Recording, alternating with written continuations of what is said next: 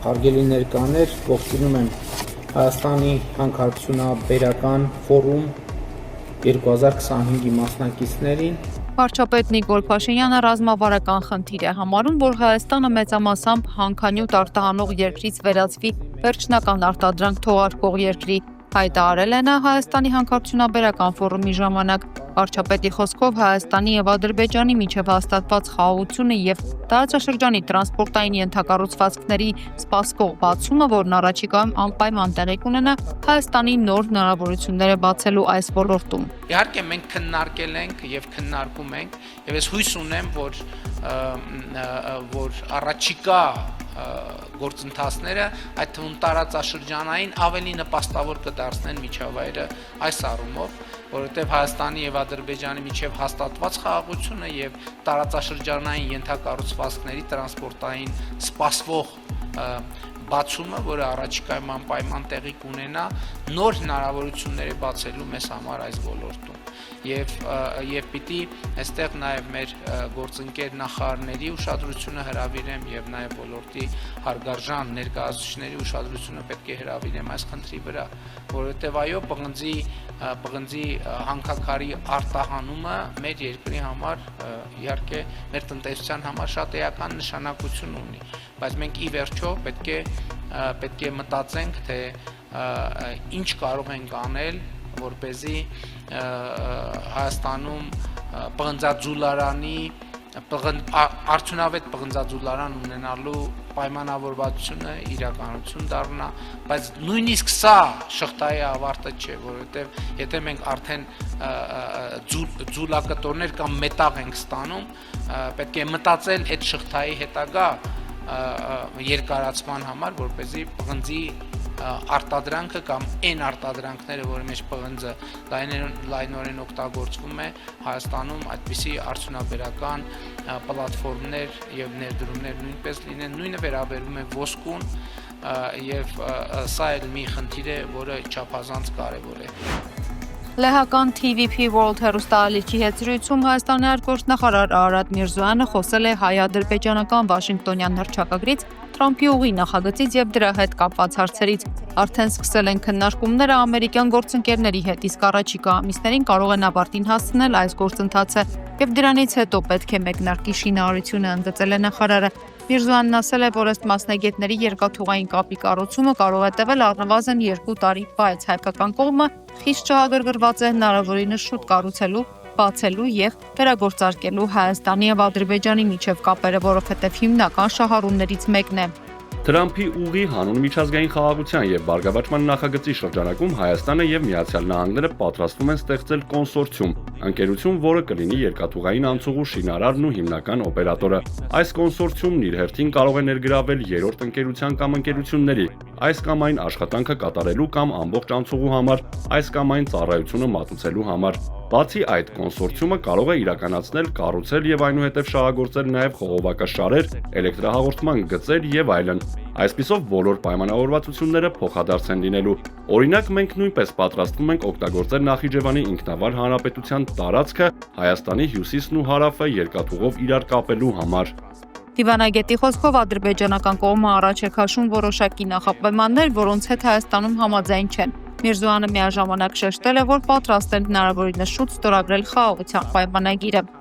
Այնուամենայնիվ, նույնիսկ խաղաղության պայմանագրի վերջնական ստորագրման արարողությունից առաջ գոյություն ունեն գործընթացներ, որոնք արդեն ընթանում են կամ կարող են ընթանալ մինչև ստորագրումը։ Օրինակ, մենք քննարկել ենք միմյանց նկատմամբ ավելի հանդուրժող լինելու հնարավորությունը կամ նույնիսկ ավելին միջազգային հարթակներում համագործակցության հեռանկարները։ Բաքուն խաղաղության պայմանագրի նախաստորագրումից հետո էլ շարունակում է պահանջել փոխել ՀՀ սահմանադրությունը, այնտեղ տարածքային պահանջներ տեսնելով։ Չնայած որ հայկական կողմը բազմիցս է հայտարարել, որ նման պահանջներ չունի, հաշտեցման գործընթացը ժամանակ է պահանջելու։ Խաղաղությունն, ինչպես արդեն նշեցի, հաստատվել է, սակայն այն երկուստեք պահանջում է մշտական խնամք եւ ամենօրյա ջանք։ Այս համատեքստում պետք է նշեմ, որ ցանկացած կողմի ագրեսիվ հռետորաբանությունը որևէ կերպ չի նպաստում գործընթացին։ Որևէ մարտունակություն եւ զարգացում չի կարող ունենալ մի բանակ, որտեղ պետական մակարդակով անարգում են այն բոլոր մարդկանց, ովքեր իրենց կյանքն են տվել այս երկրի պաշտպանության համար, ասում է Պատիպոնամ խմբակցության քարտուղար Տիգրան Աբրահամյանը։ Այս տարի կարծում դուք եք նկատել, որ որևէ պաշտոնական պատվիրակություն չայցելեցին Եռաբլուր, հարգանքի տուրք չմատուցվեց մեր հայրենիքի պաշտպանների հիշատակին։ Սա որքանով է առանձնահատուկ եւ նաեւ քննարկման առարկա, որովհետեւ սա ոչ միայն բարոյականության խնդիր է եւ այն նվազագույնը, որ կարելի է հարգանքի տուրք մատուցելով այդ մարդկանց հիշատակը հավերժացնել, այլ նաեւ այն տեսանկյունից, որ այսպիսի իրադարձությունները բավականին ծանր հետևանքներ ունենում հասարակության եւ առաջին հերթին զինված ուժերի բարոյհոգեբանական վիճակի վրա։ Այն մարդիկ, ովքեր նույնիսկ նվազագույն մասով ճանաչում են զինված ուժերը, նրա զարգացումը եւ իրապետում են զարգերակին, գիտեն թե նմանատիպ իրավիճակները ինչպիսի ազդեցություն եւ բարոյհոգեբանական հարվածներ են հասցնում երկրի զինված ուժերին։ Ազգային ժողովի Հայաստան խմբակցության պատգամավոր Արթուր Խաչատրյանը անդրադառնում է Նիկոլ Փաշինյանի այսպես կոչված ողոքին ՄԱԿ-ում, Զայրույթին, ԵԽԽՊ-ում եւ ՔՊ-ի հապշտաբ հայտարարությանը։ Հիմա ունենք մի իրավիճակ, երբ Փաշինյանի մեկնաբանությունները էապես տարբերվում են Ալիևի մեկնաբանություններից եւ ողջամիտ հարց է առաջանում։ Լավ, մի հատ հասկանանք, այս բառի տակ ինչ ենք հասկանում։ Միգուցե այլաբանություն է, ինչպես ձեր գործընկերուհին ասաց, այլաբանություն է այդ միջանցքը, թե իրական միջանցք է, որը լույսը կարելի է վառել եւ անջատել, առանց դրա այս հապշտապությունը ինչով է պայմանավորված։ Իրոք հարցեր են, որ ուզում ենք հասկանալ, կրկնում եմ, նույն Թրամփը կա, ելույթը, խոսքը կա։ Նայեք, մարդը օգտագործում է միջանցք կորիդոր արտահայտությունը։ Եթե դա հստակեցված չի, ինչ են ստորագրում։ Կրկնում եմ, Փաշինյանի, Հայաստանի իշխանությունների պահանջը բոլոր կապուղիների միաժամանակյա ապաշրջափակումը փոխարինվել է փոխադարձ առավելություն, անորոշ, անսահմանելի մի ինչ-որ նախադասությամբ։ Որոնք են այդ փոխադարձ առավելությունները։ Նույն Նիկոլ Փաշինյանը 2001 թվականին ասում էր, միջանցքը պետք է թուրքերին եւ ամերիկացիներին տանք, փող աշխատենք։ Փող աշխատելը ինքը դիտում էր որպես փոխադարձ առավելություն։ Կարող ենք բացառել, որ հիմա էլ դա նկատի ունի։ Չգիտեմ, ի տարբերություն Փաշինյանի, ես էքստրասենսոր ունակություններ չունեմ եւ իր մտքերը կարդալ չեմ կարող։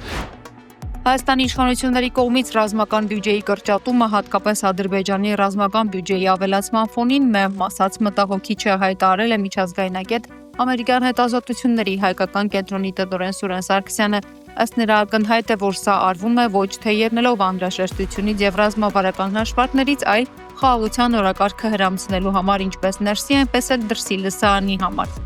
Եվ սա տեղի է ունենում գլոբալ եւ տարածաշրջանային ցնցումների ժամանակաշրջանում, երբ աշխարհը այլ ճանապարհով է գնում։ Օրինակ ԱՄՆ-ն ամբողջապես փոխում է իր ռազմական տրամաբանությունը։ Պաշտպանության դեպարտամենտի անվանափոխումը պատերազմի դեպարտամենտի զուտ տեխնիկական փոփոխություն չէ։ Սա ցույց է տալիս, որ ԱՄՆ-ն վերանայում է իր մոտեցումը աշխարհում տիրող իրավիճակին, գնահատելով ապագայի զարգացումներն ու մարտահրավերները։ ԱՄՆ պատերազմի քարտուղարը օրեր առաջ հայտարարեց, որ ԱՄՆ-ն պատրաստվում է պատերազմի եւ առաջ է մղելու խաղաղություն ուժի միջոցով սկզբունքը։ Հեգսեթը բառացիորեն նշեց, որ պատերազմի դեպարտամենտի միակ առաքելությունը պատերազմ վարելն է լինելու։ Իր հերթին Թրամփը հայտարարեց, որ 2026 թվականին նախատեսում է ռազմական կարիքների համար տրամադրել $1 տրիլիոն,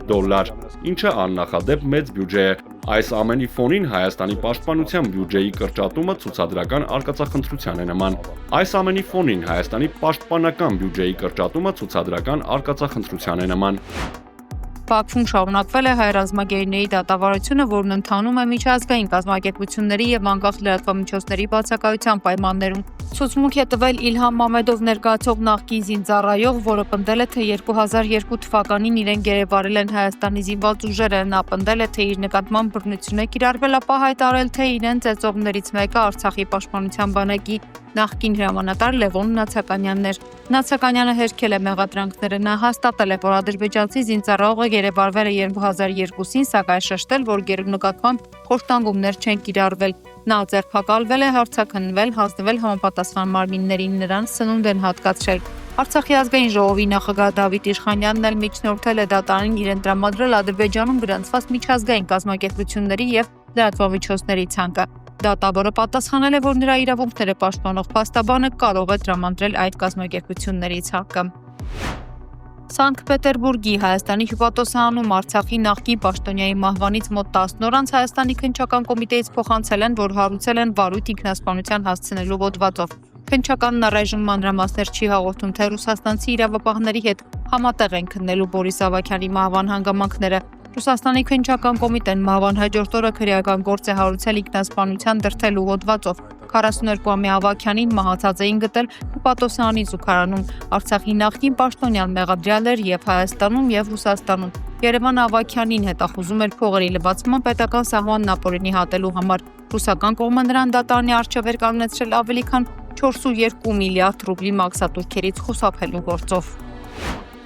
ԿՊԱ-ական Սարգիս Ղանդանյանը պնդում է միշտ էլ քննարկվել է թուրքական ավիաուղիների մուտքը հայկական շուկա, բայց միշտ քաղաքական պատճառներով ավիաընկերությունը Հայաստան չի մտել։ ԿՊԱ-կանի խոսքով Հայաստանի ու Թուրքիայի հատուկ բանագնացների վերջին հանդիպմանը քննարկվել էր, որ պետք է օդային ավիափոխադրումների ոլորտում ակտիվացնել համագործակցությունը։ Թուրքական ավիաուղիները հայտնել է, որ սկսում է թռիչքներ դեպի Երևան, թե դա երբ կլինի, Ղանդանյանը չի կարողացել մանրամասնել։